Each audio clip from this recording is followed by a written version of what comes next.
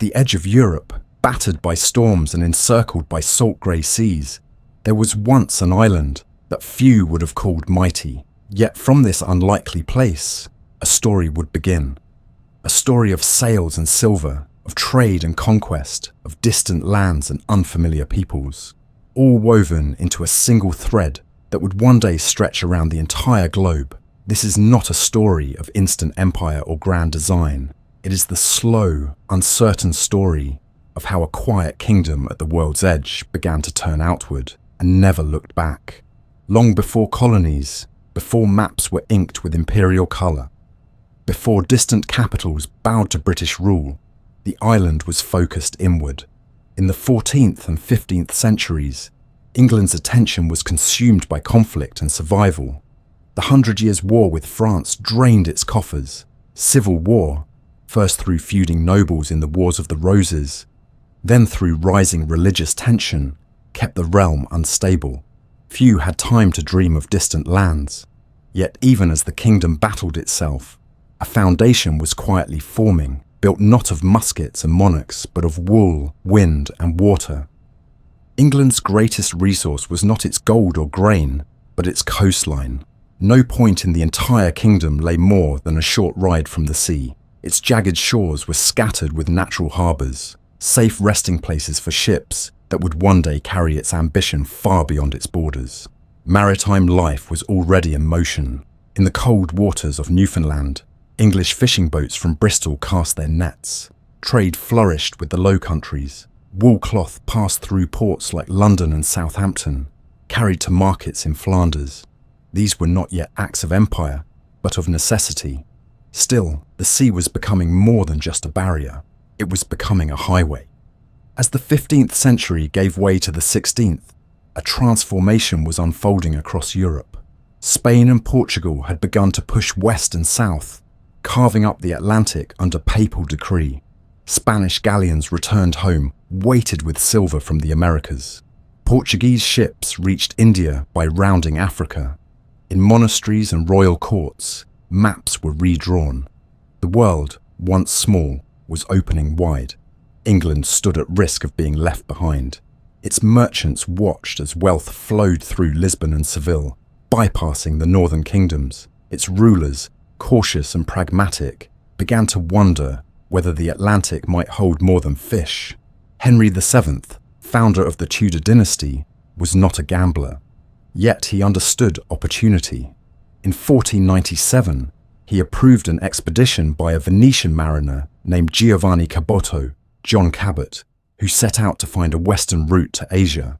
Cabot did not reach China, but what he did find and claim for England was land in the New World, present-day Newfoundland. No gold, no spices, but a foothold, a mark, a beginning. Cabot's voyage was followed by little fanfare. The island kingdom remained cautious. Spain's treasure fleet still dominated the oceans, but quietly, English fishermen returned to the Grand Banks year after year, harvesting cod in vast quantities. These seasonal visits created a kind of shadow presence barely noticed at the time, but laying quiet claim to waters thousands of miles from home. While Spain sent conquistadors to plunder empires, England sent sailors. Some were pirates, called privateers when blessed by royal paper.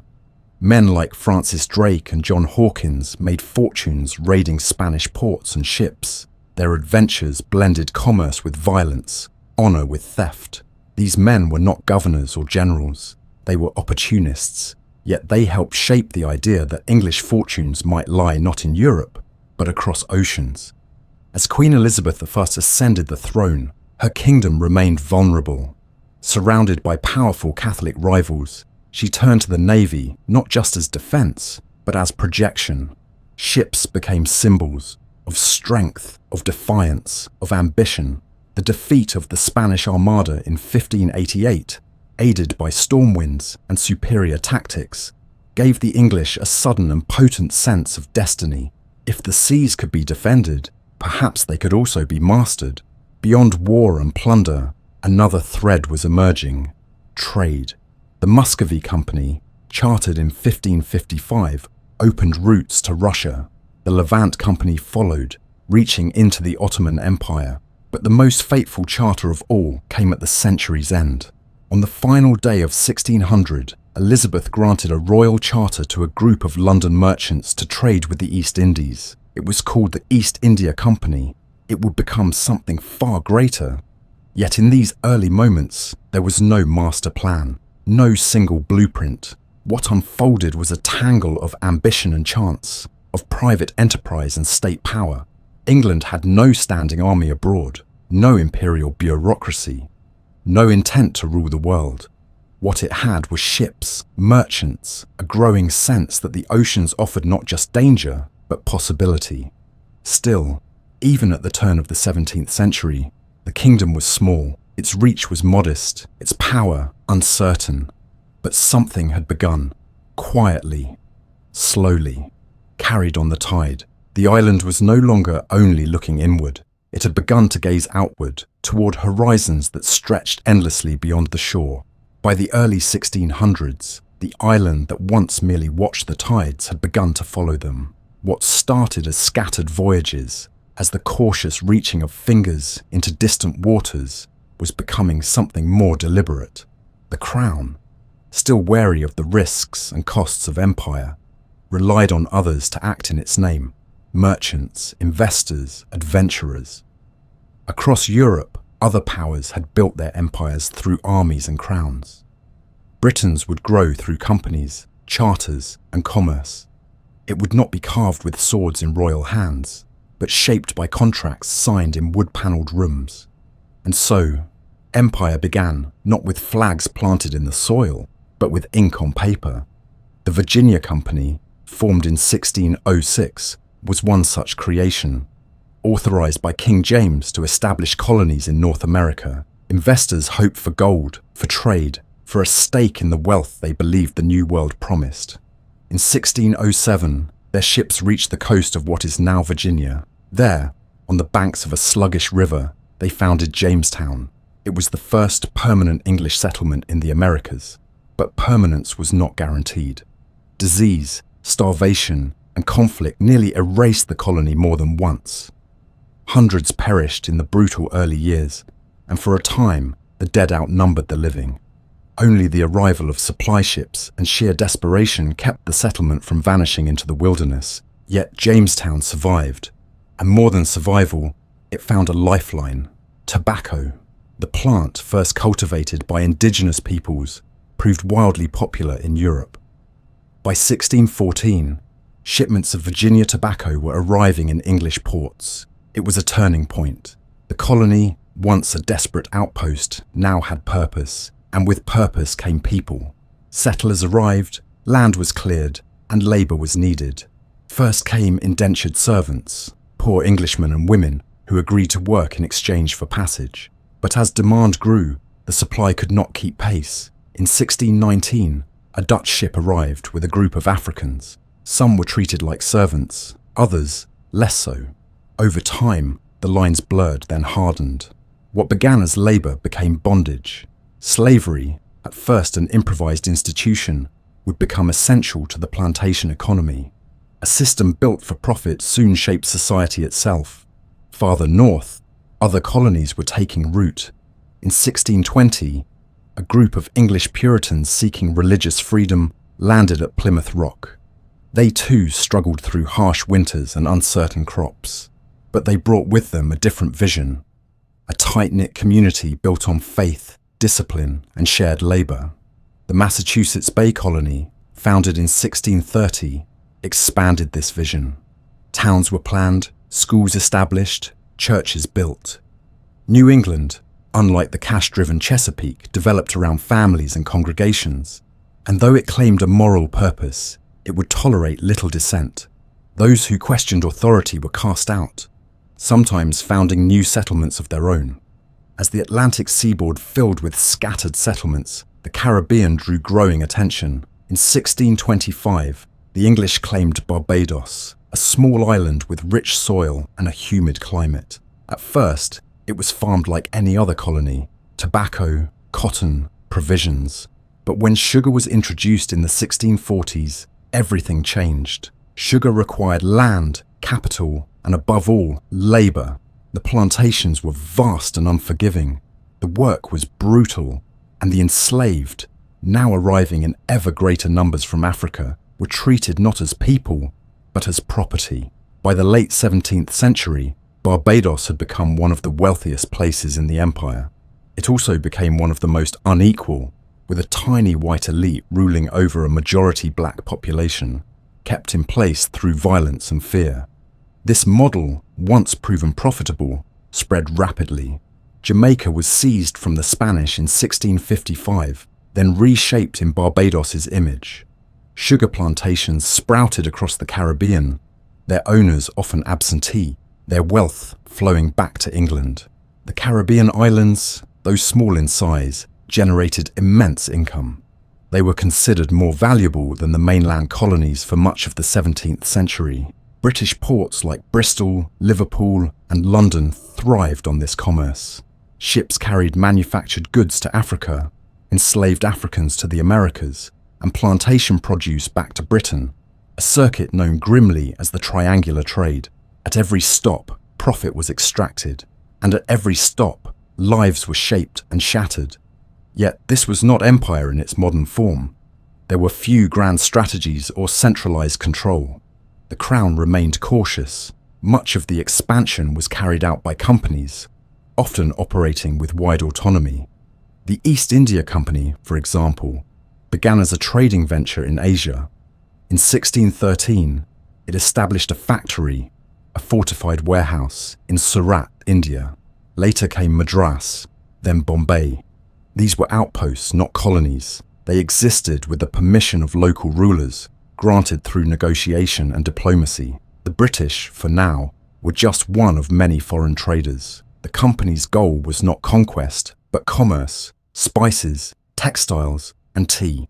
The 17th century also saw growing competition with other European powers. The Dutch, once allies against Spain, became fierce rivals. A series of naval wars between 1652 and 1674 pitted the two nations against each other in Europe, the Caribbean, and Asia. One major prize was New Netherland, seized by the English in 1664 and renamed New York. Control passed not through battle, but through surrender. Yet even in peace, the Dutch influence lingered in architecture, in commerce, in names that remain today. Throughout the century, political storms at home influenced expansion abroad. The English Civil War, the execution of Charles I, and the rise of Oliver Cromwell brought turmoil to the British Isles. But while power changed hands at home, colonies kept growing. Cromwell himself launched Western Design, an ambitious attempt to seize Spanish colonies in the Caribbean.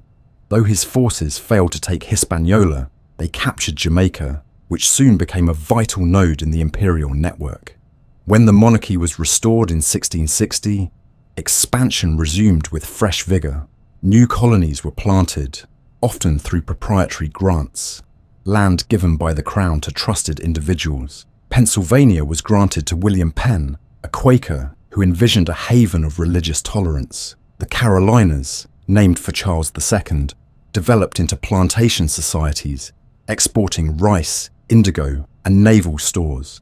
The northern regions remained more focused on subsistence farming and trade. Each colony grew in its own way, with its own laws and leaders, yet all remained tethered, however loosely, to London. As settlements matured, new forms of governance emerged. Colonial assemblies, elected by property-holding men, began to manage local affairs. These bodies levied taxes, enforced laws, and provided a measure of self-rule. But they always remained subordinate to royal governors and imperial directives.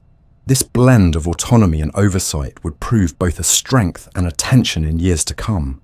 By century's end, slavery was no longer just an unfortunate byproduct. It was an institution deeply embedded in the economy and law. In 1672, the Royal African Company was chartered to expand Britain's role in the transatlantic slave trade. Tens of thousands of Africans were transported aboard British ships each year. They laboured in fields from Jamaica to Virginia, their forced labour enriching planters, merchants, and the crown. Resistance took many forms: rebellion, escape, sabotage, but the system endured, propped up by greed and rationalized by ideology. The closing years of the 17th century also saw the first stirrings of imperial administration. The Lords of Trade, and later the Board of Trade and Plantations, were created to oversee colonial matters. Navigation Acts tightened control over commerce, requiring goods to be shipped on English vessels and pass through English ports. These laws aimed to keep wealth within the empire, to bind the colonies more closely to the mother country. Smuggling and evasion were common. Still, the web of empire was tightening, slowly, around its growing parts. What had begun as scattered trading posts and fragile settlements was becoming something more. Not yet an empire in name, but in practice. It stretched from the cold forests of New England to the sugar fields of the Caribbean, from the forts of West Africa to the trading warehouses of India. The world was being threaded together, not by soldiers marching in rows, but by merchants, ships, and ports. And though no one could yet see the full shape of what was coming, the outlines had begun to appear. The island kingdom was no longer just an outpost of Europe. It was becoming something else, a rising presence in every ocean, a force that would shape the centuries ahead. By the start of the 18th century, the small kingdom that once clung to the edge of Europe had transformed into a rising imperial force. The Act of Union in 1707 officially joined England and Scotland into a single political entity, the Kingdom of Great Britain. With it came a unification of trade networks, resources, and ambitions. Scotland, once wary of overseas ventures, was now part of a broader imperial project. Its merchants, soldiers, and settlers would soon punch far above their demographic weight in the shaping of Britain's global reach. Together, this newly formed state stood ready to challenge its European rivals, not only on the continent, but across oceans and continents, in ports, plantations, and battlefields. The empire was no longer a collection of fragile outposts. It was becoming an integrated machine, powered by war, driven by profit, and slowly wrapped in flags, laws, and ships. Maritime supremacy became the beating heart of Britain's strength. The Royal Navy, already seasoned in battle, grew into the most formidable fleet on the seas. Naval reform, technological innovation, and strategic investment ensured that British ships could not only defend their coasts, but also project power to the furthest corners of the globe. Gibraltar was seized in 1704 during the War of the Spanish Succession, securing a critical naval base at the entrance to the Mediterranean. The war itself would set the tone for Britain's imperial future. Though rooted in dynastic conflict, it produced an unexpected prize: the asiento, the right to supply enslaved Africans to Spanish colonies in the Americas. This contract, acquired in the Treaty of Utrecht, gave British traders access to lucrative Spanish markets and expanded their role in the transatlantic slave trade. The South Sea Company was created to manage this trade, and while it would later be remembered for its financial scandal, its early operations deepened Britain's grip on Atlantic commerce. Across the Atlantic, Britain's colonies were growing in number, size, and complexity. In the Caribbean, sugar plantations flourished with staggering profitability. Jamaica, Barbados, and the Leeward Islands became engines of wealth, churning out sugar and molasses at immense human cost. Enslaved Africans were brought in ever-growing numbers, forced into brutal labor regimes that reduced life expectancy to mere decades. Planters, often absentee landlords, grew rich off the backs of others, returning to Britain to buy estates and titles, their wealth shaping the landscape of London and the countryside alike. Meanwhile, the ports of Liverpool and Bristol thrived on this commerce. Slave ships left British harbours with goods, traded them for human lives on the coast of Africa, and returned with the products of plantation labour: sugar, rum, cotton. The triangular trade, though grotesque in its mechanics, became one of the defining engines of Britain's imperial economy. In North America, colonial societies evolved along their own lines. The Chesapeake continued its dependence on tobacco, supported increasingly by enslaved labour. Rice and indigo thrived in the southern Carolinas. The middle colonies, New York, Pennsylvania, New Jersey, mixed farming with trade and attracted a diverse population of Europeans, including Germans, Dutch, and Scots-Irish. New England, ever devout and tight-knit, built towns centered around congregational churches, schools, and shipyards. The colonial population grew rapidly through natural increase and immigration, swelling from a few 100,000 in the early 1700s to over 2 million by mid-century. These settlements began to see themselves not merely as extensions of Britain, but as distinct societies, bound by loyalty to the crown, yet shaped by the land, the climate, and the people of a different world.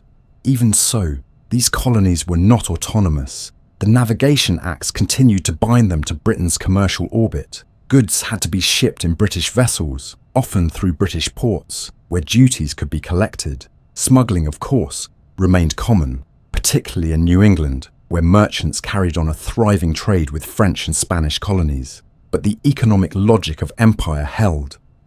British manufacturers supplied the colonies with finished goods, while the colonies sent back raw materials. Timber from Maine, furs from the north, tobacco from Virginia, sugar from the islands.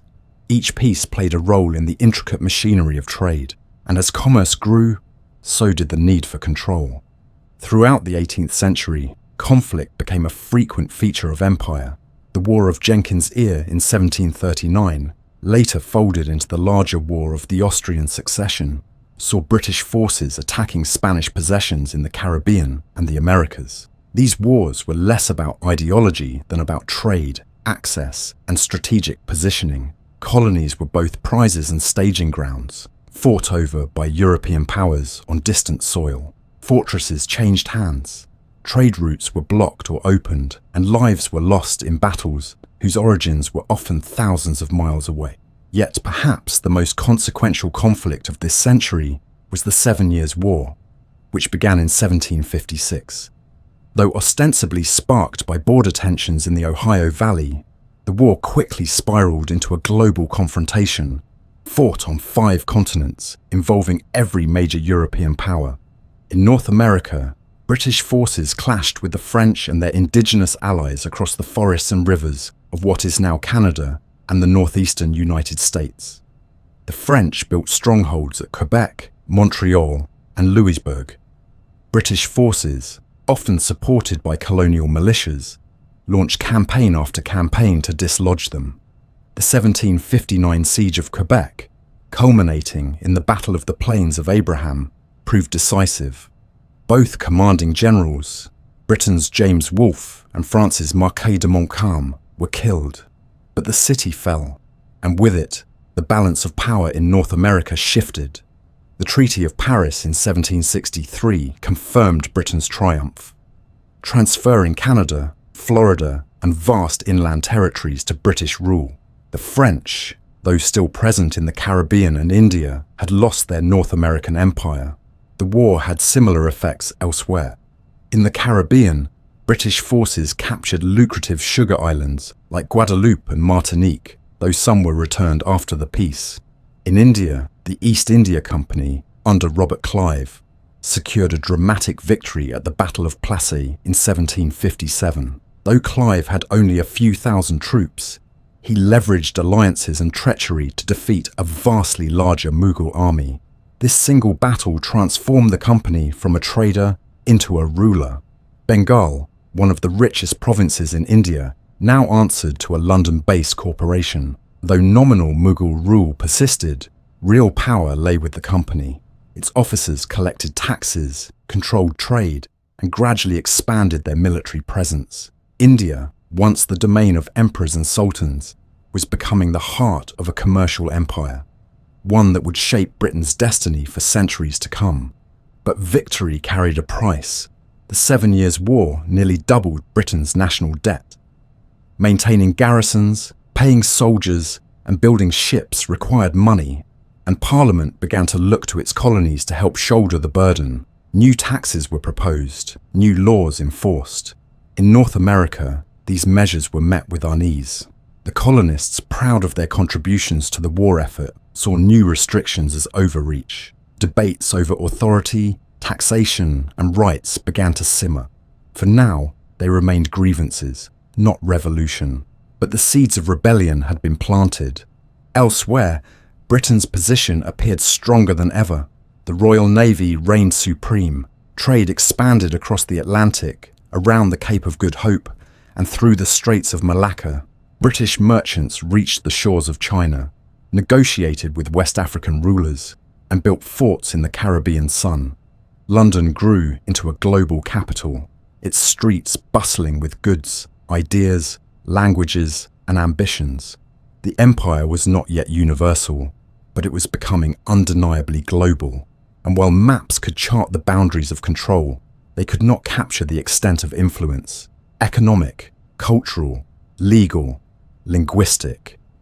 Even in places where the Union Jack did not fly, British interests often shaped the rules of engagement. This era, rooted in war and wealth, marked the true consolidation of imperial identity. No longer a patchwork of companies and colonies, Britain now possessed a coherent, if sprawling, overseas system. Its power rested on its navy, its commerce, and its ability to finance war. Its wealth came from trade, and its labour from both willing migrants and the enslaved. It was an empire built on contradictions: liberty at home, bondage abroad, parliamentary debate in Westminster, silent fields in Jamaica, high ideals of enlightenment reason, and the ruthless pursuit of profit. And yet, for all its paradoxes, it endured, grew, and spread. As the 18th century moved toward its close, the empire stood tall, victorious, enriched, and increasingly entangled in the very world it sought to dominate. The peace after war would be brief. New storms were forming. But for now, Britain stood as the greatest imperial power on earth. The year was 1776, and the British Empire, swollen with victory from the 7 Years' War, seemed at the height of its power. Its flag flew over vast territories in the Americas, Africa, and Asia. Its navy ruled the seas. Its merchants commanded routes from the icy waters of Newfoundland to the spice ports of India. Yet within this great expanse, discontent had taken root. In the 13 colonies along the Atlantic coast of North America, a slow-burning resentment had grown into open defiance. What began as protests over taxes and parliamentary overreach had turned into rebellion. The American colonies, populated by British subjects who still thought of themselves as Englishmen, were now calling for independence. For the first time, the empire would face not just revolt, but the complete rupture of a part of itself. The tensions that led to this break had been building for years. After the 7 Years' War, Britain's national debt had ballooned. Parliament, facing the financial strain of maintaining a far-flung empire, looked to the colonies to help shoulder the cost of their own defence. Laws were passed: the Sugar Act, the Stamp Act, the Townshend Acts, imposing duties on everything from paper to tea. To the British government, these were reasonable measures. To the colonists, they were symbols of tyranny, imposed without consent by a distant parliament in which they had no representation. Protests turned to boycotts, boycotts to violence. In 1770, British soldiers fired on a crowd in Boston, killing 5 civilians. In 1773, American patriots dumped chests of British tea into the harbour, protesting taxation without representation. Britain responded with the Coercive Acts, punitive laws that only deepened colonial unity and resistance. The path to war, though neither side wished for it, had become unavoidable. When fighting broke out in April 1775 at Lexington and Concord, it was still framed as a dispute within the empire. The colonists wanted redress, not independence. But by the summer of 1776, the mood had shifted. On July 4th, representatives of the 13 colonies signed the Declaration of Independence, severing their ties to the British Crown and proclaiming the birth of a new republic. The British Empire now faced a war not to suppress rebellion, but to reclaim lands that had declared themselves a separate nation. What followed was a long and bitter conflict, fought across forests, rivers, and oceans, with outcomes that neither side could fully predict. In the early stages of the war, Britain enjoyed overwhelming advantages. It possessed the largest and most professional military force in the world, supported by a powerful navy that could project power anywhere along the colonial coast. The American forces, under the command of George Washington, were ill-equipped, poorly trained and short on supplies. Britain captured New York, then Philadelphia. It won battles at Long Island, Brandywine, and Germantown. Washington, understanding his weakness, avoided direct confrontation, keeping his army alive through retreat, caution, and the occasional surprise victory, such as his crossing of the Delaware and the defeat of Hessian mercenaries at Trenton in the dead of winter. The Americans could not win outright, but they could survive. And in survival, they began to gain strength. The turning point came in 1777, when British General John Burgoyne attempted to isolate New England from the rest of the colonies by marching south from Canada. But the plan faltered. Burgoyne's slow advance allowed American forces to regroup. Surrounded at Saratoga, he was forced to surrender with over 6,000 men. The victory shocked Europe and changed the war's trajectory. Most significantly, it persuaded France to formally ally with the American cause. Soon, Spain and the Dutch Republic would join the conflict against Britain. What began as a colonial rebellion had become a global war. French ships now challenged British control of the seas. Spanish forces attacked British positions in the Caribbean and along the Mississippi River. The Royal Navy, already stretched thin by the demands of transatlantic logistics, now faced battles in multiple oceans. French troops joined American campaigns, bringing experience and artillery. In 1781, a joint Franco-American force laid siege to the British Army at Yorktown, Virginia. With the French fleet controlling the Chesapeake Bay, British General Cornwallis found himself trapped. After weeks of bombardment, he surrendered. Though small skirmishes continued elsewhere, the war was effectively over. The shock of defeat rippled through Britain. An empire that had expanded with confidence and conquest now faced the loss of its most populous and prosperous colonies. But beyond military failure lay deeper questions. What did it mean to rule overseas subjects? What were the limits of imperial authority? And how could such an empire endure when part of its own people rejected its legitimacy? The loss of the American colonies forced a reckoning. The old mercantile model, where colonies existed to enrich the mother country through tightly controlled trade, had broken down. The assumption that British identity alone could ensure loyalty had proven false. The Americans had not risen in rebellion as foreigners, but as people who had once believed in the same system. Their revolution exposed the tension at the heart of empire, the contradiction between liberty and control, between citizenship and subordination. Yet the collapse in America did not destroy the British Empire. Instead, it triggered transformation. While the 13 colonies gained independence, Britain retained Canada, the Caribbean islands, parts of West Africa, and crucially, its growing footholds in India. The East India Company, already entrenched in Bengal, continued its expansion, gradually transforming from a trading corporation into a territorial power. British attention shifted. The Atlantic Empire might have fractured, but new opportunities beckoned in the east. In Canada, the empire moved to secure what remained. Thousands of loyalists, colonists who had sided with Britain, fled northward, reshaping Canadian society. Many settled in Nova Scotia, or what would become Ontario. In 1791, the Constitutional Act divided Quebec into two provinces: Upper Canada, primarily English-speaking, and Lower Canada, mainly French-speaking. Both received representative assemblies, creating a new model of colonial governance that sought to balance local self-rule with imperial oversight.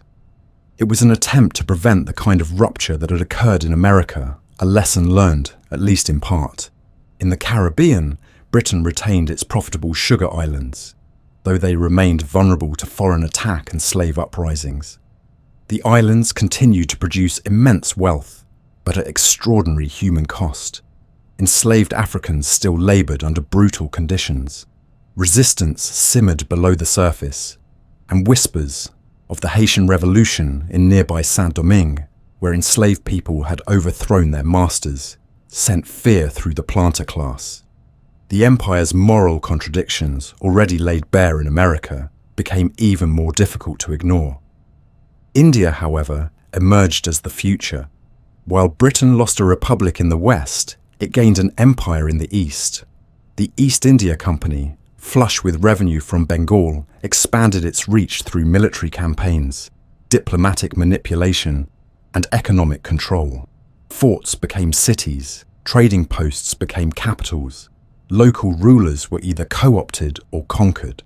India, with its vast population and resources, offered a scale of dominion unlike anything the Americas had provided. And though it was still ruled in the name of the company, its fate was now tied to the British state. The American War of Independence also reshaped the ideology of empire. In its aftermath, some reformers began to question the principles of colonial rule. Could subjects be governed from afar without representation? Could empires function without acknowledging the rights of those they ruled? Others, however, drew a different lesson, that stronger imperial control was needed. The age of informal oversight, of distant colonies run by local elites or private companies, began to give way to more direct administration. The lines between crown and colony, between centre and periphery, would be redrawn. By the end of the 1780s, the British Empire stood diminished in territory, but not in ambition. Trade with the United States resumed, now on new terms. The Caribbean and Canadian possessions were reinforced. India grew in importance. Australia was chosen as a new destination for convicts, a place where Britain could extend its reach into the Pacific. The empire that emerged from defeat was more centralized, more pragmatic, and in some ways more ruthless. It had shed its illusions of invulnerability and learned that control could not be taken for granted. The loss of America had marked the end of one phase of empire, but it was also the beginning of another. What followed would not be a retreat, but a redirection. The empire would rebuild itself not around liberty, but around power, not on the shared identity of Britishness, but on the hierarchies of race, commerce, and governance. And though it would take decades to reach its full height, the foundations had already been laid. In the wake of rebellion, the empire had learned to adapt, and in that adaptation, it would prepare for a century of unparalleled expansion. The East had long captured the imagination of Europeans. To the British, India was a place of fabled wealth, ancient cities, glittering palaces, and endless opportunity. But beneath the romantic visions lay a vast and complex subcontinent, one whose political landscape had been fractured by centuries of internal conflict, yet whose cultural depth, commercial sophistication, and regional power structures remained formidable. Into this world stepped not an army, nor a monarch, but a company. The East India Company, founded at the dawn of the 17th century as a humble trading venture seeking spices and silks, had by the late 18th century become something entirely different. An economic empire unto itself, with its own army, its own administrators, and its own ambitions. Its rise from merchant guild to colonial ruler is one of the most astonishing and unsettling transformations in imperial history. The company's turning point had come in 1757 with the Battle of Plassey, where Robert Clive, through a combination of battlefield cunning and political bribery, defeated the Nawab of Bengal and installed a pliant ruler in his place. Though the company still operated in the name of the Mughal emperor, real power now lay with the East India Company. It began collecting taxes from millions, wielding authority over vast territories without formally being a government. For the directors in London, India had become a source of revenue on an unprecedented scale. They used native intermediaries to assess taxes, build infrastructure, and maintain order, all while maintaining the facade of trade. But governance, they quickly found, was far more complex than commerce. The company was ill-equipped to rule an empire, and its methods, driven more by profit than policy, often led to disaster. One of the most harrowing examples came with the Bengal famine of 1770. Having diverted food production toward cash crops and focused on squeezing as much tax revenue as possible, the company was blind to early signs of crop failure. When the monsoon failed and drought followed, Millions of people starved. Entire villages were emptied. Estimates vary, but as many as 10 million lives may have been lost. The company, still learning the contours of its new imperial role, responded with cold detachment, concerned more with lost revenue than human suffering. The tragedy sparked outrage in Britain. Politicians and pamphleteers condemned the company's callousness. The illusion that commercial rule could coexist peacefully with native prosperity was shattered. Public opinion turned, and Parliament began to intervene.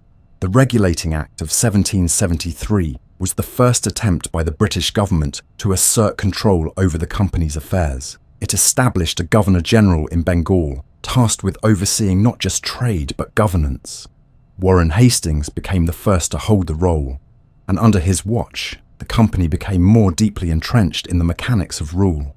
Hastings tried to balance respect for Indian customs with British legal frameworks, often navigating contradictory forces between ancient traditions and modern bureaucracy, between revenue collection and public welfare. He studied Hindu and Muslim law, built alliances with Indian elites, and reformed the judicial system. But he also waged war, imposed levies, and extended British influence into neighbouring regions. His legacy remains complex, both as a thoughtful administrator and an ambitious agent of imperial expansion. By the 1780s, it was clear that the East India Company was no longer just a commercial body. It was a political power, entangled in regional rivalries, religious tensions, and military campaigns. Its private army, composed largely of Indian sepoys under British officers, had grown into one of the largest forces on the subcontinent. It fought wars not just against Indian princes, but also against European rivals. The defeat of the French in South India solidified British dominance in the southern regions. Maratha and Mysore kingdoms resisted fiercely, but one by one, they too were brought to heel, often through a mixture of military might, treaties, and economic coercion. While India absorbed more attention, other parts of the empire continued to evolve. In the Caribbean, sugar plantations remained brutally productive. The slave trade, still active, ensured a steady flow of human labour to fuel the economies of Jamaica, Barbados, and Antigua. But cracks were beginning to show. In Britain itself, a growing abolitionist movement was gaining momentum. Writers, clergy, former slaves, and politicians began to speak out against the horrors of slavery. They documented the conditions aboard slave ships, the punishments meted out on plantations, and the moral corruption of a system built on bondage. Though abolition would not come for several decades, the public consciousness was beginning to shift. The economic logic of slavery remained intact, but its moral justifications were weakening. Meanwhile, in the Pacific, Britain looked to new horizons. In 1788, the first ships carrying British convicts arrived in New South Wales, establishing the colony that would become Australia. It was a solution to the overcrowding of British prisons and the loss of the American colonies, which had previously absorbed many transported convicts. The Aboriginal peoples who inhabited the land were scarcely considered. The land was declared terra nullius, empty land, and claimed without treaty or consent.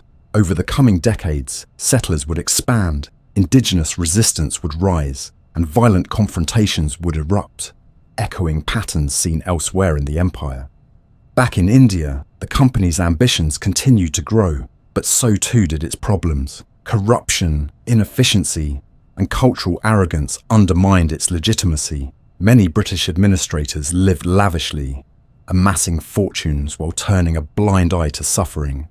British policies often clashed with local customs and economies, creating tension beneath the surface. Tax collection became increasingly extractive. Peasant farmers bore the brunt, squeezed between landlords and colonial agents. The economic benefits of empire, so loudly proclaimed in London, were less visible in the dusty villages of Bengal and the crowded bazaars of Calcutta. In response to ongoing mismanagement, Parliament passed the India Act of 1784, tightening government control over the company. A new body, the Board of Control, was created to oversee company decisions. Dual power now existed.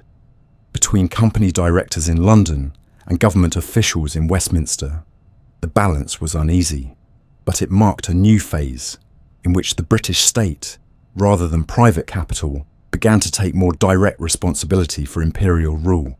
The line between commercial enterprise and colonial governance blurred even further. The company was now the administrator of an empire in all but name. Warfare remained a constant feature of this period. The Third Anglo-Mysore War in the 1790s saw the defeat of Tipu Sultan, one of the last major Indian rulers to offer organised resistance to British dominance. His death in 1799 during the Fourth Anglo-Mysore War marked the end of serious southern resistance. The Marathas in western India fought on, but they too would eventually fall. One by one, Indian polities were drawn into the orbit of British power, some through force, others through treaties that left them nominally sovereign but effectively subordinate. By the early 1800s, the British presence in India was no longer just a trading influence. It was a layered imperial structure, combining military garrisons, tax offices, courts, and schools. British officials now oversaw local rulers, directed armies, and shaped economies. Railroads had not yet been built, but roads were laid. Forts were expanded. English became a language of administration and aspiration. A new Indian elite emerged: landowners, merchants, and scholars who aligned themselves with British power. Yet beneath this growing collaboration lay resentment, resistance, and the simmering knowledge that the foreign rulers, however powerful, remained outsiders. In 1805, Lord Cornwallis, the same general who had surrendered at Yorktown decades earlier, returned to India as Governor-General. His mission was to reform and stabilize the administration. His arrival symbolized the shifting tide, from conquest to consolidation, from private ambition to imperial order. The British now sought to present their rule as enlightened, civilizing, and just. They spoke of law, progress, and reform, but the reality on the ground remained one of hierarchy and control. Through it all, the company remained at the center of this vast system, a private corporation wielding public power, balancing profit with politics, often stumbling between good intentions and harsh outcomes. Its story is not just one of expansion, but of contradiction. It brought roads, but destroyed industries. It introduced reforms, but trampled cultures. It claimed to civilize, but governed through force. And as the 19th century dawned, it became increasingly clear that such a system could not endure forever. Yet for now, the company's rule stood firm. The empire, once lost in the West, had found new life in the East. And though the British public was beginning to question the cost, the cruelty, and the morality of their distant dominion, India remained the crown's most glittering possession, rich in resources, vital to commerce, and central to the imperial imagination. But change was coming. Whispers of rebellion would soon echo through sepoy barracks and crowded cities. The age of the company was nearing its end. A new chapter, darker and deeper still, was waiting just beyond the horizon. The mid-19th century was the empire's high noon, from the icy coasts of Newfoundland to the golden beaches of Ceylon, from the rugged peaks of the Himalayas to the red earth of Australia. The British Empire stretched across the globe, stitched together by commerce, war, technology, and an unwavering belief in its own destiny. By now, red covered more of the world map than any other colour. British soldiers stood sentry in deserts, jungles, and ports, while British laws, languages, and institutions began to take root in faraway lands. The empire was no longer just a network of colonies or commercial outposts. It had become a system of governance, culture, and identity. It projected power with a quiet confidence, as if the world's natural order had settled into imperial shape.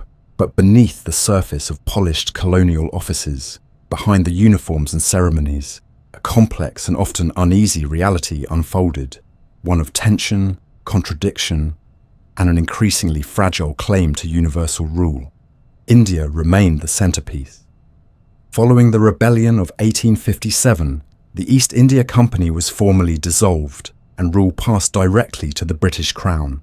Queen Victoria was declared Empress of India in 1876, and British control was now exercised through the Indian Civil Service, a vast bureaucracy that managed everything from taxes to railways, schools to irrigation.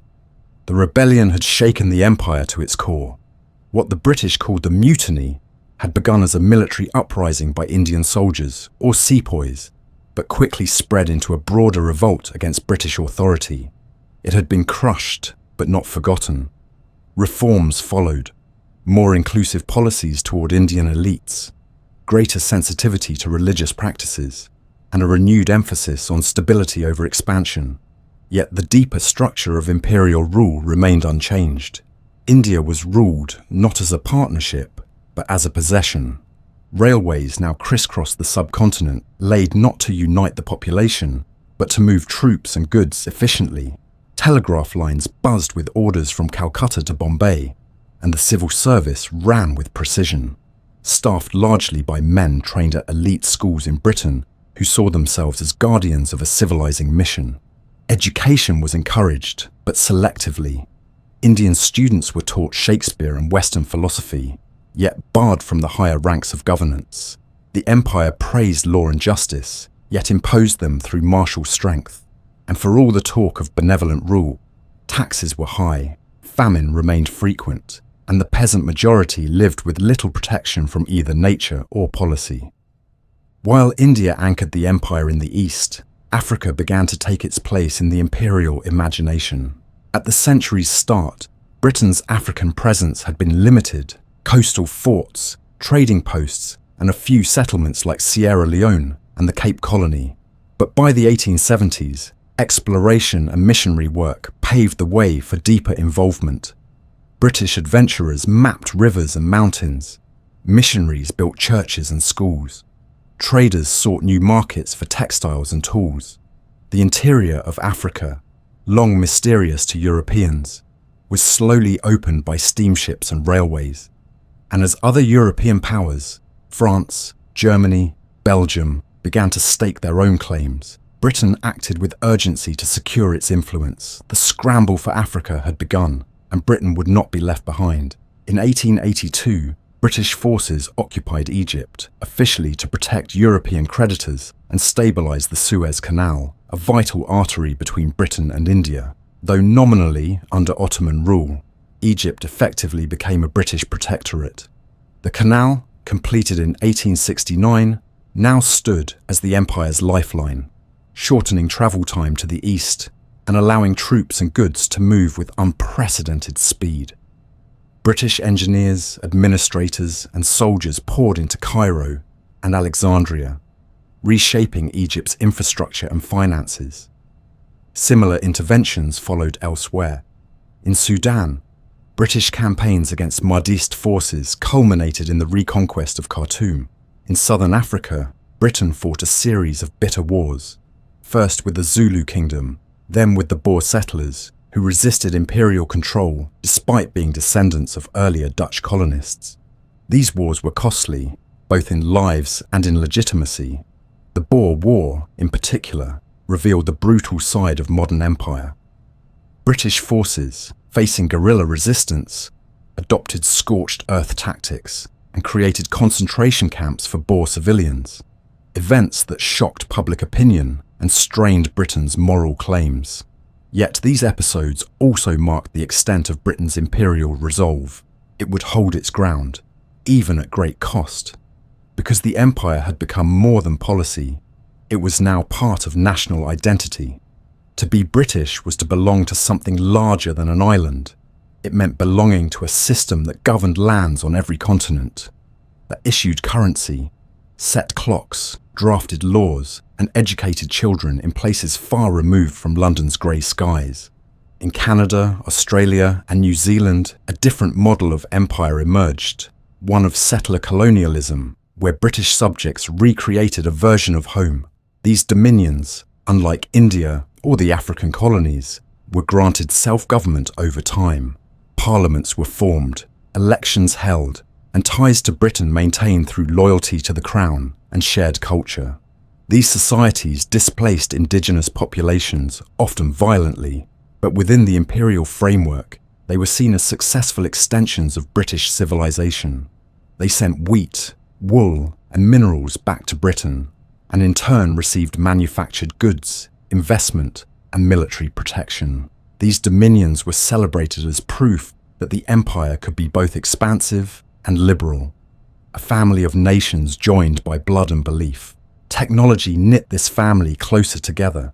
Steamships reduced the time needed to cross oceans. The telegraph connected London to Delhi, Cape Town, and Sydney in minutes. The penny post delivered letters across continents. Imperial exhibitions in London showcased exotic goods, colonial animals, and native representatives, drawing millions to marvel at the vastness of British power. Maps were printed with Britain at the centre. Schoolchildren recited poems about distant lands. Even literature reflected imperial pride, from Kipling's Odes to The White Man's Burden, to adventure tales of intrepid British boys taming wild frontiers. Yet cracks were forming beneath the polished veneer.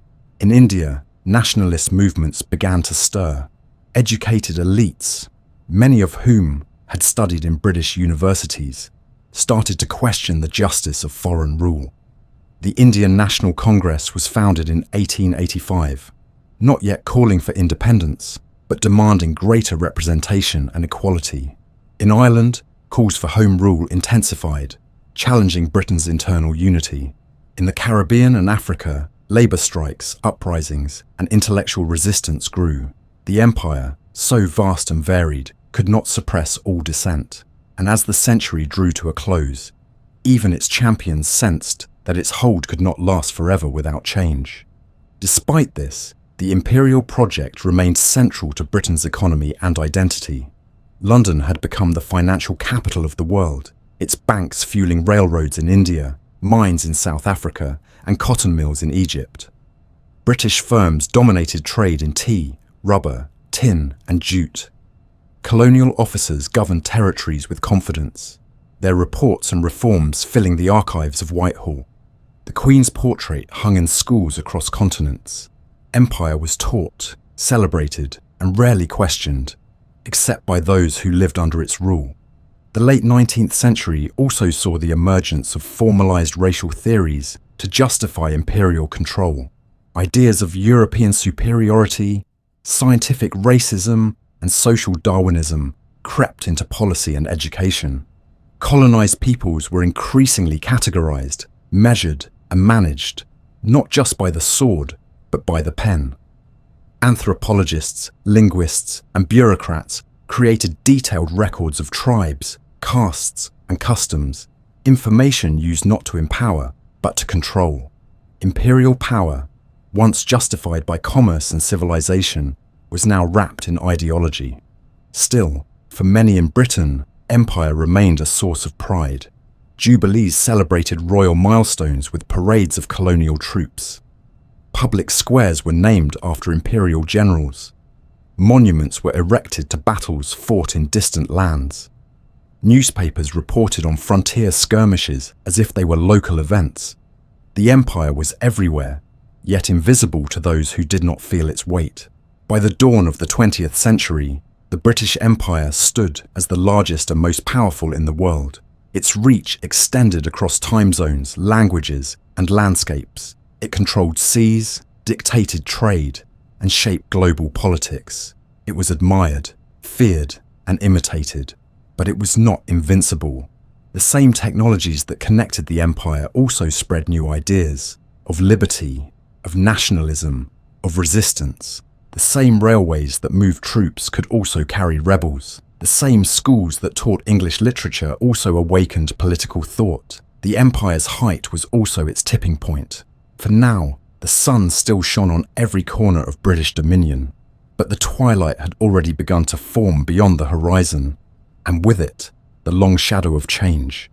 In the summer of 1914, as Europe basked in the last calm days of peace, the British Empire stood astride the globe at its greatest territorial extent. Its borders enclosed nearly a quarter of the Earth's surface, and its subjects numbered in the hundreds of millions.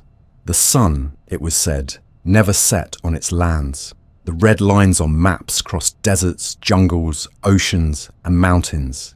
It governed bustling cities like Bombay and Cairo, colonial capitals like Nairobi and Rangoon, and distant dominions like Ottawa, Sydney and Wellington. It had reached heights no previous empire had attained, commanding the world's largest navy, dominating world trade, and projecting power through culture, law and finance. Yet beneath this vast structure, behind the statistics and pageantry, tensions simmered quietly. The very vastness of the empire was both its triumph and its vulnerability. As the guns of August roared into life, those tensions would surface in ways the empire was scarcely prepared for. The First World War began not as a colonial war, but as a continental one, triggered by an assassination in the Balkans and rooted in tangled alliances and rising nationalism. But for the British Empire, the conflict would quickly become global. When Britain declared war on Germany in August 1914, it did so on behalf of the entire empire. The dominions followed, as did most colonies. Suddenly, the war was not just a European affair, it was a clash of empires. Troops, resources and taxes would be drawn from across Britain's colonial possessions. The empire, once a symbol of peace and order, was now a source of manpower and materials in an industrial war of unprecedented scale. From the very beginning, imperial subjects were called upon to serve. Over 1 million Indian soldiers would enlist during the course of the war, making India one of the largest contributors to the Allied effort. They fought on the Western Front in the mud of Flanders, in the deserts of Mesopotamia, and in the hills of East Africa.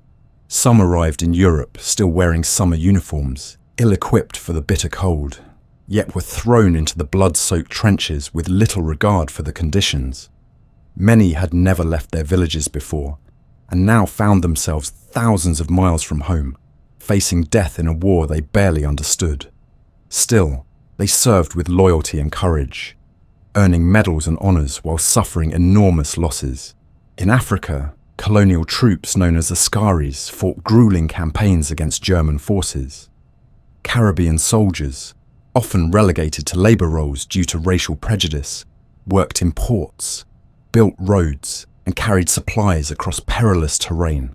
Troops from Canada, Australia, and New Zealand took to the battlefields of Europe with grim determination, suffering heavy casualties at battles like Vimy Ridge and Gallipoli, where the Anzacs carved their names into national memory. The home fronts across the empire were transformed as well. Factories in India and Egypt were repurposed to produce uniforms, bullets, and boots. Taxes were raised, food and raw materials were requisitioned, railways were overwhelmed with troop movements, families sent sons and husbands off to war, often with no real understanding of what they were fighting for. The imperial bond had been expected to ensure loyalty, and for the most part it held. But beneath the surface, the war exposed deep inequities. While white soldiers were given better pay, rations, and recognition, their colonial counterparts were often treated as second class, their sacrifices minimized, their stories buried. The war also intensified nationalist movements across the empire. In India, hopes were raised that wartime loyalty would be rewarded with political reform. Indian leaders spoke of home rule, autonomy, and eventual self-government. But the British response was cautious and reluctant. While some reforms were promised, they were modest and heavily qualified. This sense of betrayal deepened resentment. In Ireland, the war coincided with a growing independence movement. In 1916, Irish nationalists staged the Easter Rising in Dublin, declaring an independent Irish republic. Though the rebellion was quickly crushed and its leaders executed, it sparked a wave of public sympathy and galvanised the cause of Irish self-determination. In Egypt, anti-British sentiment grew as conscription and economic hardship increased. In Africa and the Caribbean, black soldiers returned from war, having experienced racism both in the trenches and at home, now with sharpened political awareness and growing dissatisfaction. Meanwhile, on the battlefields of Europe, the war dragged on with horrifying cost. The British Empire's soldiers endured years of attrition, machine guns, poison gas, and endless mud. The imperial war machine functioned efficiently, but the human toll was staggering. Over 885,000 British soldiers were killed, and many more were wounded or maimed. Among the dead were thousands from India, Africa, the West Indies, and the Pacific. Their names were often absent from the memorials built in Britain's towns and villages, their stories forgotten in the post-war silence. Yet their blood, spilled far from home, had been just as red. By 1918, when the armistice was signed, the empire had emerged victorious. Germany's colonies were redistributed, with Britain gaining control over new territories in Africa and the Middle East, namely Palestine, Iraq, and Transjordan. Under the guise of League of Nations mandates, these lands, taken from the crumbling Ottoman Empire, were presented as responsibilities, places to be guided toward independence. In reality, they were new prizes, governed by British officials, protected by British troops, and reshaped according to British interests. Oil in particular played a growing role in British strategy. The vast fields of Mesopotamia promised fuel for the navy, commerce, and future wars. The Middle East, long peripheral to imperial concerns, now took centre stage. But victory brought its own challenges. The empire was financially exhausted. The war had cost Britain billions of pounds, and its national debt had skyrocketed. Social unrest simmered at home, strikes, protests, demands for change. Politically, the empire was under pressure from within and without. The dominions, having fought and bled beside Britain, now demanded greater autonomy. Canada, Australia, New Zealand, and South Africa had all sent independent delegations to the Versailles peace talks. They began to define themselves not just as parts of the empire, but as nations in their own right. The Statute of Westminster, passed in 1931, would later formalise their legislative independence. The imperial family was still intact, but its unity was becoming more symbolic than structural. In India, post-war frustration exploded into mass protests. In 1919, the Rowlatt Acts extended wartime restrictions on civil liberties, allowing imprisonment without trial. Demonstrations broke out across the country. In April of that year, British troops opened fire on a peaceful gathering in Amritsar, killing hundreds. The massacre shocked the world and permanently damaged British claims of moral superiority. It also transformed Indian politics. Leaders like Gandhi, who had supported the war effort in hopes of reform, turned toward active resistance. The non-cooperation movement gained momentum, emphasizing boycotts, civil disobedience, and non-violent protest. The Raj, though still powerful, now faced organized, determined opposition from within. Across the empire, similar stories unfolded. In Egypt, nationalist protests led to the declaration of formal independence in 1922. Though British control remained in practice, in Kenya and Nigeria, political movements began to form. In the Caribbean, the war's legacy stirred debates about representation, rights, and race. Even in places where rebellion did not come, the war had changed perceptions. The empire was no longer seen as eternal. It could be questioned, challenged, even resisted. And yet, the post-war empire remained formidable. Its territories were larger than ever. Its navy still ruled the waves. London remained the world's financial hub. Its language, culture, and law extended across continents. Tourists visited the pyramids under British protection. Trains carried tea from Indian plantations to colonial ports. Children in Canadian schools learned British history. Newspapers from Johannesburg to Hong Kong carried reports from Parliament. The empire was still a global system, resilient, interconnected, and profoundly influential. But its foundations were no longer unshakable.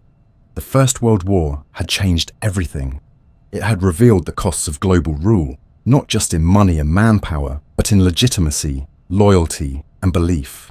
The British Empire had survived its greatest trial, but it had emerged, not strengthened, but strained.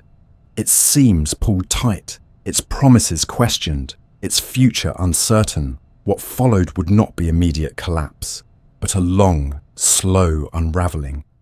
The seeds of dissent had been sown. The memories of sacrifice had not faded.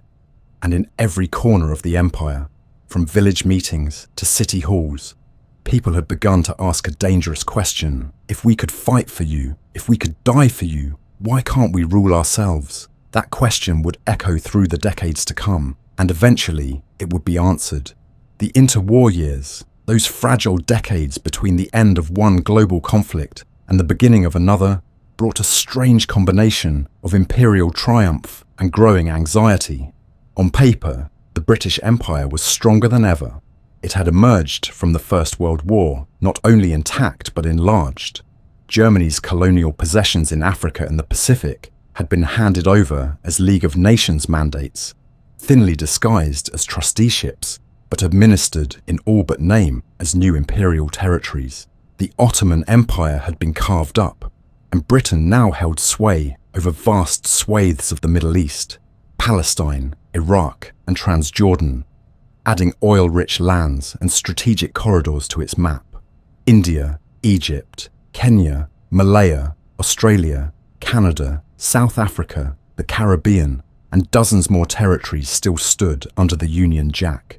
The British Navy remained powerful, the global financial system still pivoted around the pound sterling, and trade routes continued to pulse with goods from colony to metropole. Yet under the surface, the empire was being pulled in opposite directions, torn between an illusion of permanence and a reality of restless change. In the Dominions, the First World War had left scars and stirred identity. Canada, Australia, New Zealand, and South Africa had contributed troops and resources with remarkable loyalty, but many of their citizens had returned from war with a stronger sense of national consciousness. The loss of so many young lives had galvanized demands for greater autonomy. These dominions no longer wished to be governed or even directed from London. They wanted to stand as equal partners, still loyal to the crown, but free to determine their own paths. In 1931, the Statute of Westminster legally recognized this desire, granting legislative independence to these self-governing dominions. It was a quiet revolution within the imperial structure, one that reimagined the empire not as a hierarchy, but as a voluntary commonwealth. Yet the shift created tensions of its own.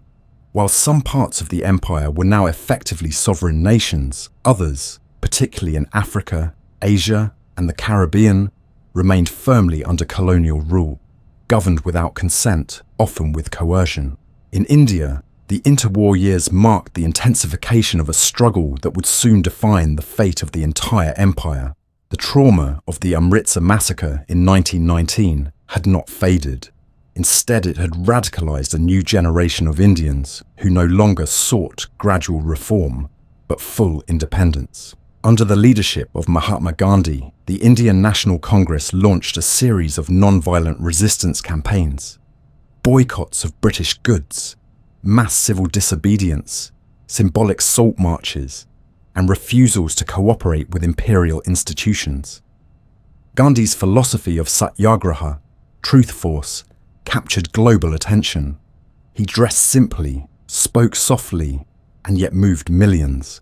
But while he preached peace, the empire responded with arrests, beatings, and jail terms. The British government, unwilling to surrender control over its most prized colony, offered minor concessions through constitutional reforms, while maintaining ultimate authority. Political power was dangled like a carrot, offered in part, withheld in substance. Meanwhile, Britain grew increasingly reliant on Indian resources. Its cotton, jute, tea, and railways were essential to the imperial economy, and the subcontinent's strategic location remained a linchpin in Britain's global network.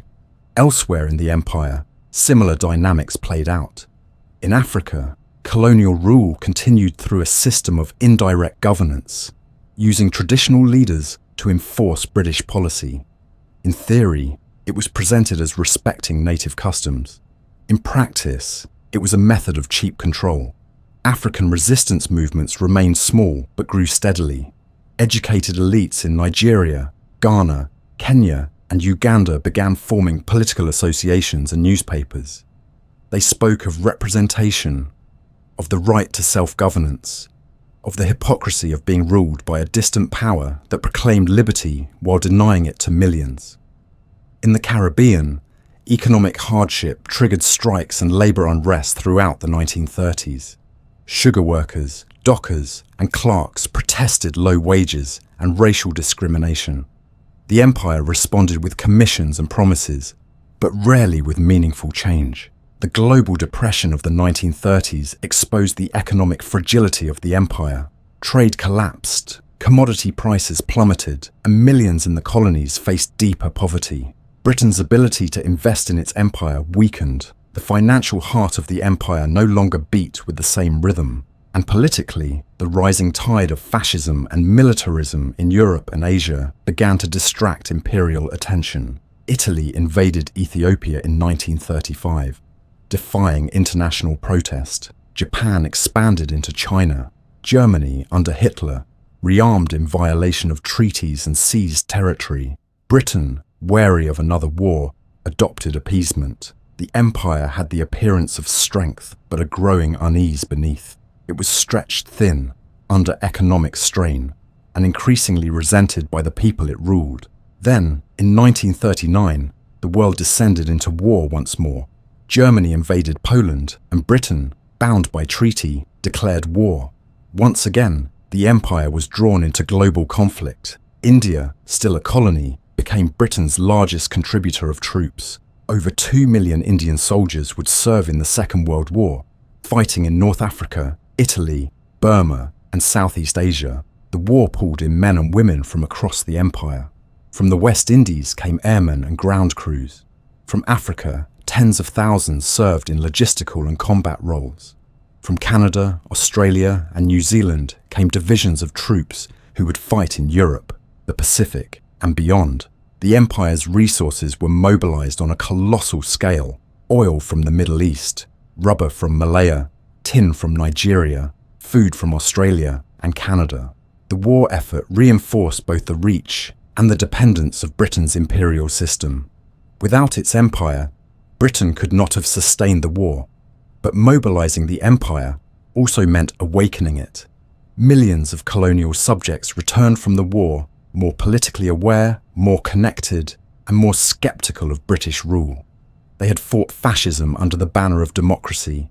They had sacrificed for freedom, yet they returned to lives without the vote, without rights, without opportunity. The contradiction was too glaring to ignore. In India, this contradiction reached a breaking point. The Indian National Congress had refused to support the war unconditionally. In 1942, Gandhi launched the Quit India movement, demanding immediate independence. The British arrested thousands. The response was harsh, yet the movement had deep support. Meanwhile, Subhas Chandra Bose, another Indian nationalist, had formed the Indian National Army with Japanese support to fight against the British. The empire now faced resistance from both non-violence and militarism, from within and from without. And as the war dragged on, Britain's ability to hold on to India grew weaker. The war's end in 1945 brought celebration, but also exhaustion. Britain had survived, but it was battered. Its cities lay in ruins, its economy drained, its population weary. American and Soviet power now overshadowed its own. The empire, once a symbol of might, was now a burden. In 1947, unable to delay the inevitable, Britain granted independence to India and Pakistan. The handover was rushed, the border hastily drawn. The result was partition, violence, riots, mass migration, and the deaths of hundreds of thousands. Freedom came, but it came with blood. Yet the political shift was irreversible. The jewel in the imperial crown was gone. In the wake of India's independence, a domino effect began. Burma followed in 1948, then Ceylon. Ghana would become the first sub-Saharan African colony to gain independence in 1957. Over the next 2 decades, the empire unraveled at astonishing speed. Some transitions were peaceful, others were violent. Britain tried to manage decolonization on its own terms, but the momentum was now with the colonies. The Second World War had turned the tide. The empire that had once stood as a symbol of global order now faced demands it could no longer suppress. Yet even in retreat, Britain sought to preserve influence. The Commonwealth of Nations was born, not as an empire, but as a voluntary association of former colonies, tied by shared history, language, and allegiance to the British Crown. Trade agreements, diplomatic channels, and cultural ties continued, but the empire itself, as a system of command and possession, was dying. By the end of the 1940s, the British Empire still held territories around the world, but its direction had changed. The idea of empire as a civilizing mission had crumbled. The language of domination had been replaced by that of partnership, cooperation, and gradual reform. But the legacy remained. The structures, the borders, the economies shaped by centuries of colonial rule could not be undone overnight, nor could the memories of conquest, exploitation, resistance, and resilience. The interwar years and the Second World War had not only reshaped global power, they had opened the final chapter in the history of empire. And though the Union Jack still flew over parts of Africa, the Caribbean, and the Pacific, the age of empires was ending. The world was moving on, and the empire that once saw itself as eternal was learning, at last, how to let go. It was a storybook ending written in uncertainty and turmoil. The great British Empire transitioning from the old world of conquest and dominion into an age of unravelling, memory, and reckoning. The years after the Second World War did not bring a gentle twilight, but a cascade of events, negotiated independence, violent uprisings, mass migrations, and reimagined identities that swept across continents. The empire had survived global conflict, but it could not survive the new world it had helped create. As nations emerged from colonial rule, each step toward freedom brought both promise and pain, a sense of arrival, but also displacement. The final act of empire played out in classrooms and parliaments, on battlefields and city streets, in the quiet offices of Whitehall and the bustling markets of Accra, Nairobi, Kuala Lumpur, and Kingston. At first, the loss of India in 1947 seemed unthinkable, a rupture that shook the very foundations of imperial ideology. But the pattern quickly repeated. Burma, Ceylon, and Malaya each gained independence in the years that followed. The Gold Coast, renamed Ghana, stood as the beacon for African decolonization in 1957. Nigeria, Kenya, Tanganyika, Uganda, and a wave of West and East African nations broke free through the 1960s, joined by Caribbean islands and Pacific outposts. Some transitions were orderly and ceremonial, with handshakes and constitutional documents exchanged under the approving gaze of departing governors and new prime ministers. Others were violent, protracted, and bitter. The Mau Mau rebellion in Kenya, the Malayan emergency, the Suez crisis, the long and tangled road of Rhodesia, each revealed that the end of empire was rarely peaceful. Across Africa, the process of decolonization was shadowed by old divisions and new ambitions.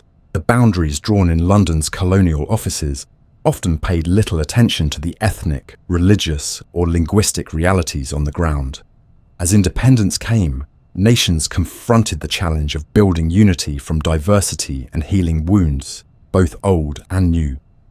Leaders like Kwame Nkrumah in Ghana, Jomo Kenyatta in Kenya, and Julius Nyerere in Tanzania navigated the dreams and disappointments of self-rule. In some places, hope bloomed, education expanded, cities grew, and national pride flourished. In others, conflict erupted as the legacies of colonial governance, favoritism, arbitrary borders, extractive economies clashed with the reality of independence. Civil wars, military coups, and dictatorships emerged alongside stories of resilience and renewal. The Middle East, too, bore the stamp of imperial departure. Britain's rapid withdrawal from Palestine in 1948 left a power vacuum and a crisis of violence that would shape the region for generations. In Egypt, Gamal Abdel Nasser led the movement to seize control of the Suez Canal, defying Britain and France in 1956 and signalling that the era of direct imperial intervention was over. Iraq, Jordan, Kuwait, and the Gulf states each found their own routes to sovereignty, often amid Cold War rivalries and shifting alliances. Oil wealth brought new fortunes, but also new forms of dependency, as former colonies navigated the turbulent waters between East and West, modernity and tradition.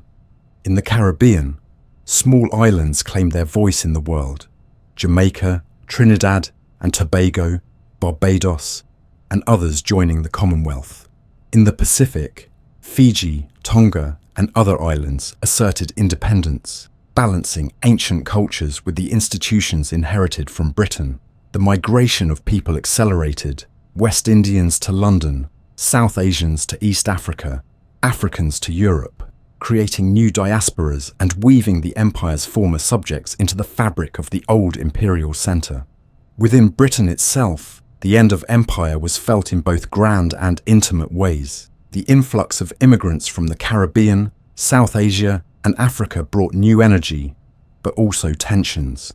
The Notting Hill riots of 1958 and the rise of anti-immigrant sentiment exposed the challenges of forging a post-imperial identity. At the same time, the British economy had grown increasingly dependent on European trade. The Suez debacle of 1956 was a humiliation, a vivid demonstration that Britain could no longer act unilaterally on the world stage, that the baton of global leadership had passed to the United States and the Soviet Union. Britain would soon seek entry into the European Economic Community, redefining its place in the world not as an imperial power, but as one nation among many. Culturally, the legacy of empire lingered, sometimes as nostalgia, sometimes as guilt, sometimes as pride. Literature, film, and history books reflected on the imperial past, at times celebrating its achievements, at times unflinchingly examining its abuses. The debate over statues, museums, and national memory revealed how the empire's echoes persisted in the present. For former colonies too, the relationship with Britain remained complex. The Commonwealth emerged as a voluntary association, linking independent nations through shared history, language, sport, and occasional diplomacy. Elizabeth II became not just Queen of the United Kingdom, but head of a diverse family of nations.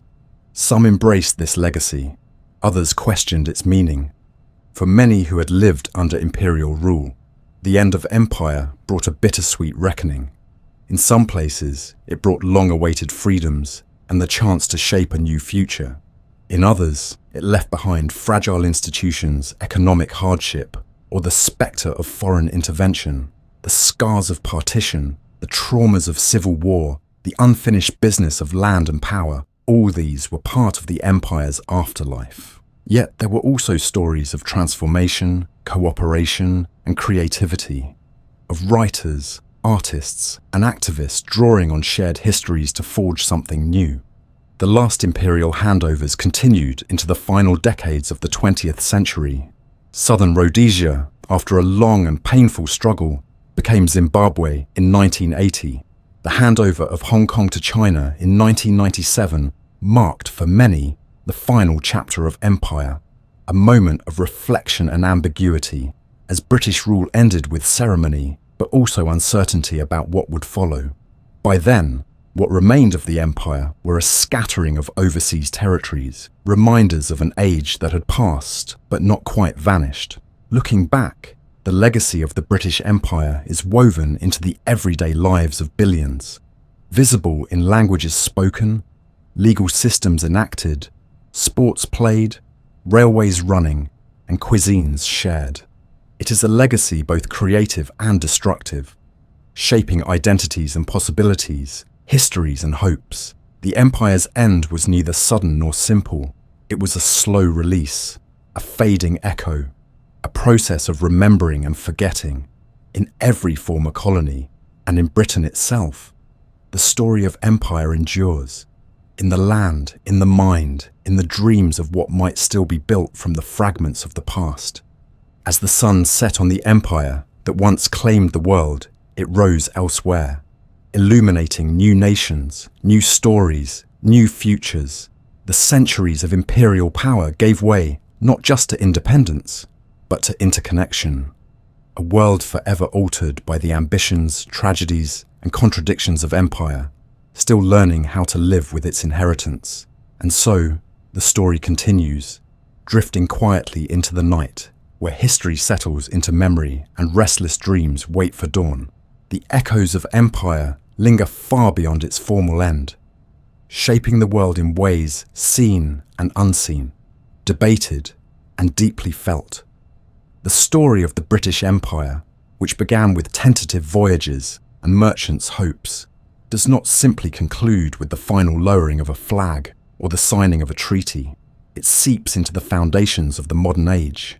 Its legacy is everywhere, complex, contradictory, and woven into daily life across continents. The English language, spoken as a first or second tongue from Nairobi to Sydney, Delhi to Toronto, remains a passport to global opportunity and communication. Legal systems rooted in common law, parliaments patterned after Westminster, and sporting passions for cricket and football form bonds between distant peoples. Relics of an age that sought to export not only goods, but governance, culture, and a particular sense of fair play. Yet these inheritances come with shadows. The imperial borders, drawn with little understanding of the lands they slice through, remain a source of conflict, confusion, and contest.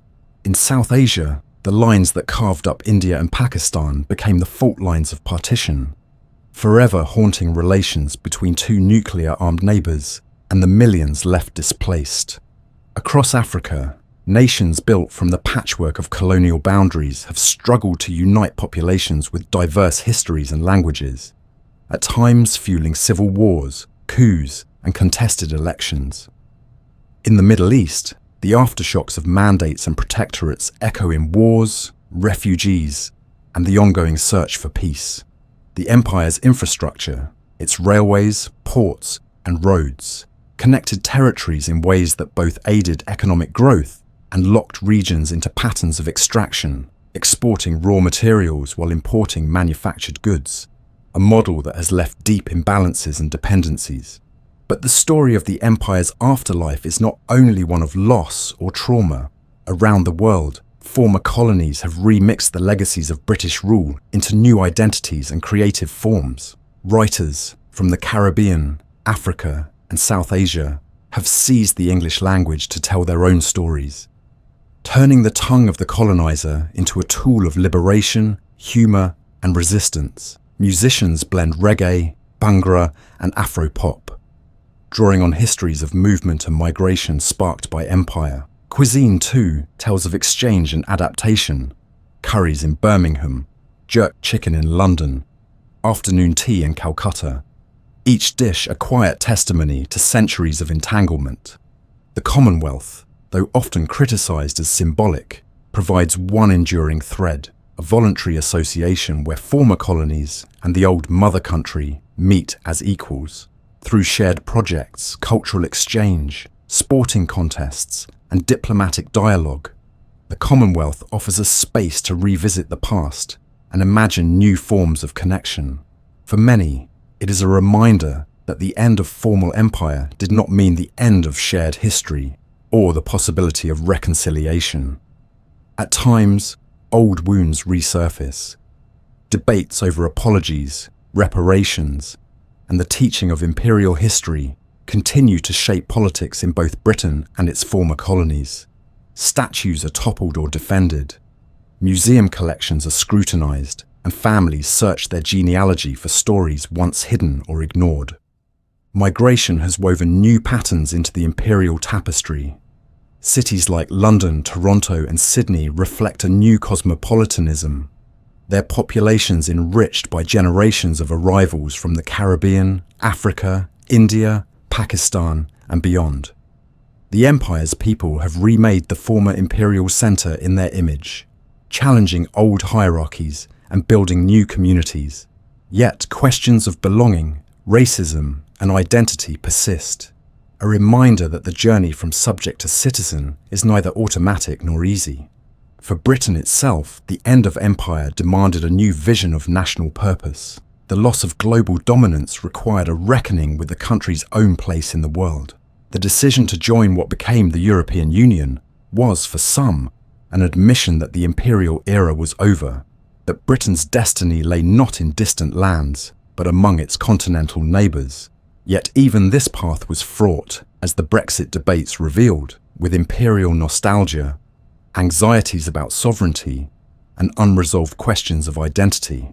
The memory of empire, alternately romanticised and repudiated, remains a potent force in British life, invoked in politics, art, and the search for meaning in a rapidly changing world. Meanwhile, the stories of resistance and agency among colonised peoples have come to the fore. Histories once told from the imperial perspective are being rewritten, centering voices that were long suppressed. The contributions of Indian soldiers in world wars, the defiance of Caribbean workers, the vision of African leaders, the creativity of indigenous cultures, all are reclaimed as part of a shared but contested global heritage. Museums reconsider their collections, universities their curricula, and societies their monuments. Yet, it is not only the scars that endure. The British Empire, for all its injustices and violence, also facilitated new forms of exchange, imagination, and solidarity. It set in motion migrations, encounters, and hybridities that have enriched the world.